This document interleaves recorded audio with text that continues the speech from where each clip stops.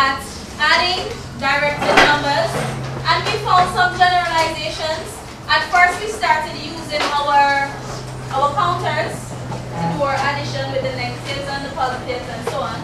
And then after that we found general things that apply to basically anything once you're doing that sort of sum. And we said, for example, in a case where we have negative 5 plus 5, that would give us what? 0, because if you take 5 and then you add 5, it's like both of them will cancel each other, right? So the negative plus the positive of that number will give us 0. Found that. If we have negative 5 plus 6, in a case like this, what do we do? We subtract and then give it the value. We subtract and give it a positive value. So the answer will be 1. So we subtract and keep the sign of the bigger number. In this case, 6 is larger, so the answer will be positive. Then we have negative 6 plus negative 3. Now in a case like this, what did we find? Negative.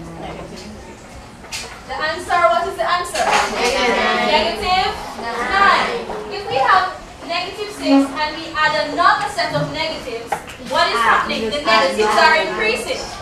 So negative 6 plus negative 3 will give us negative 9. So these are some of the things that we found out with addition in the last class. Alright? Now let's look at another scenario. Say for example, I borrowed $25 from Bliss. Yes, I borrowed 20. That's a lot of money? Yes. $25. Well, for you it's a lot. I borrowed $25 from Bliss, and that means I owe her $25. That's quite similar to negative 25, right? Yeah. On my part, I'm owing 25.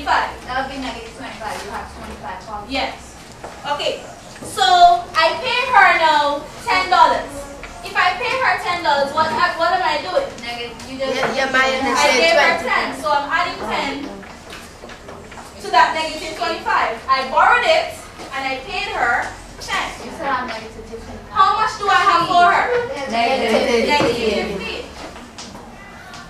So that's quite similar to what we were doing when we had our class last week.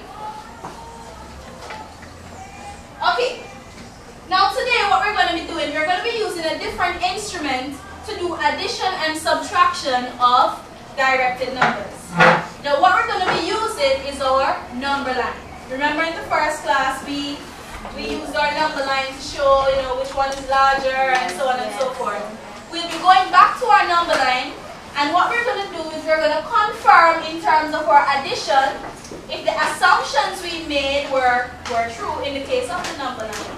So we can concrete that idea, as well as we're going to be looking at when it's subtraction, how do we go about doing subtraction. Alright? Now I have some number lines for you. So you're going to be using these number lines to do it. It's back and front, so you have 6 number lines to work.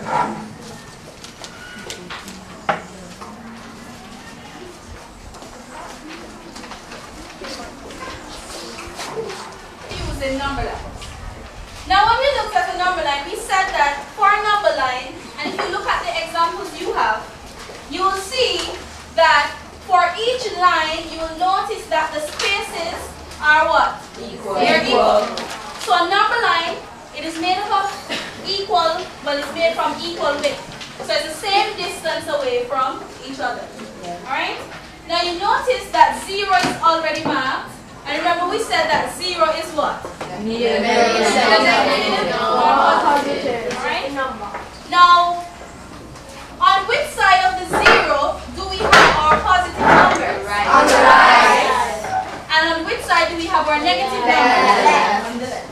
So what I want you to do, choose any one of the number lines first, and you're going to fill in the values for the number line. Okay? So you know on the right you will have your positive numbers, and which number should you start from? 1. So write your positive numbers and then write your negative numbers. just on one of the number lines.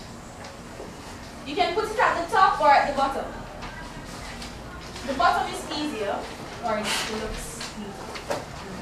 I'm going to draw my number line.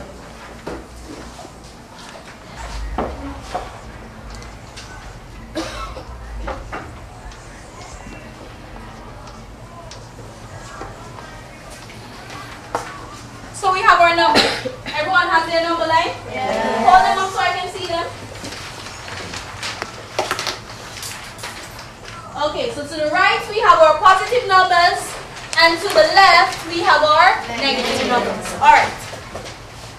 Now remember we said that as we go to the right, what happens to the numbers? They increase. And as we go to the left, what happens to the numbers? They decrease. Alright.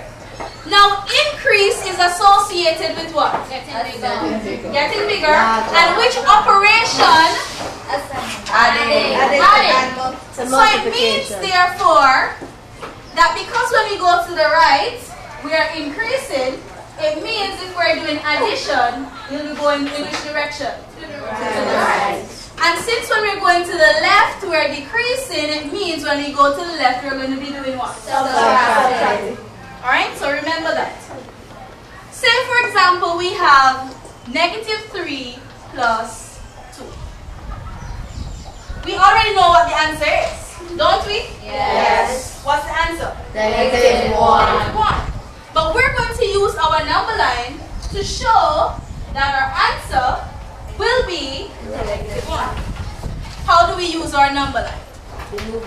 When we're adding, the first value will tell us where we're going to start. Right? We're going from -3. So we're starting at this point. Now of course, the addition sign, the plus, tells us which direction we're going. So we're going to the right.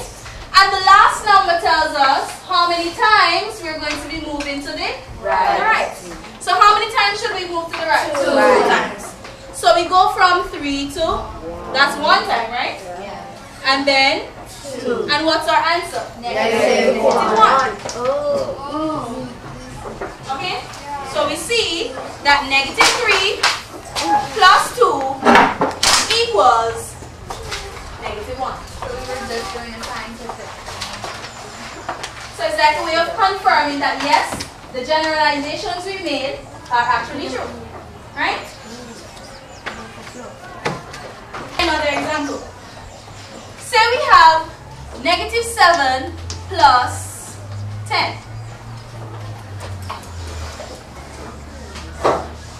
Do you want to do this on your number line before we do it on the board? Yes. You don't want to use your number line? Yes. No. Yes.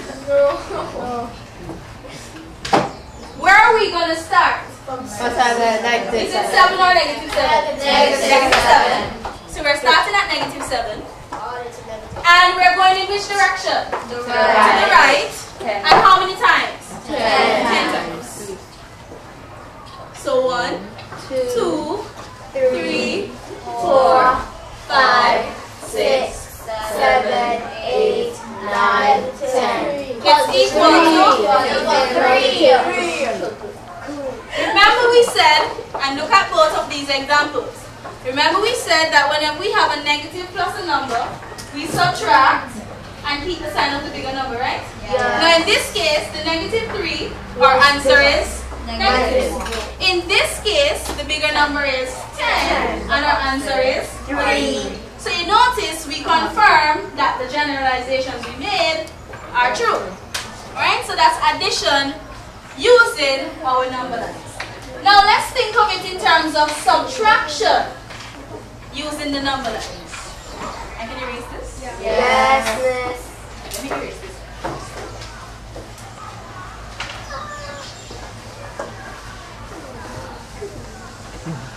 You have to use your number line sometime or the other.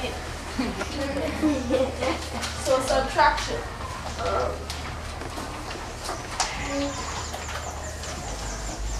Let's start with a positive number. Say for example we have 7 minus 6. Of course we know 7 minus 6 will give us what? 1. We know it's 1.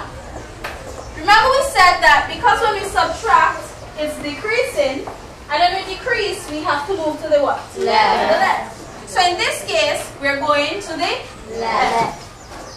We're starting at what? 7. And we're moving how many times to the left? 6. 6 times. So we go 1, 1, 2, 3, 4, 5, 6. and our answer is 1. So confirm our answer is 1. Alright. Say we have now 5 minus 8. What? 5 minus 8. Now, Negative 3. When you were in primary school, you would say we can't take 8 from 5, right? Yes. But now that we're doing negatives, we know it is possible. And our answer would be what? Negative 3. Let's confirm that our answer is negative 3. Okay, we're starting at 5. And we're moving to the left how many times? 8 times. 1, 2, 3, 4, 5, 6, 7, 8. and our answer is? Negative 3. So now we see that if we subtract what? A larger number from a smaller number, our answer is? Negative. Okay? So it's normal subtraction. 5 from 8 is 3. But because you're taking the 8 from the 5, your answer is negative. Okay? That's another generalization we have made there. Okay.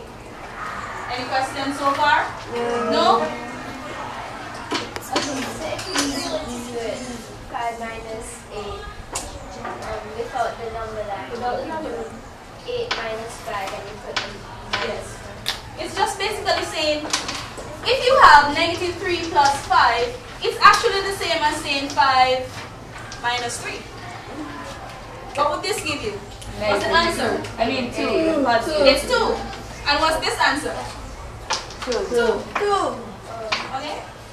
So that is why if you have 5 minus 8, what you're actually doing is subtracting and keeping the sign of the bigger number. Just as if this was negative 8 plus 5. Same thing.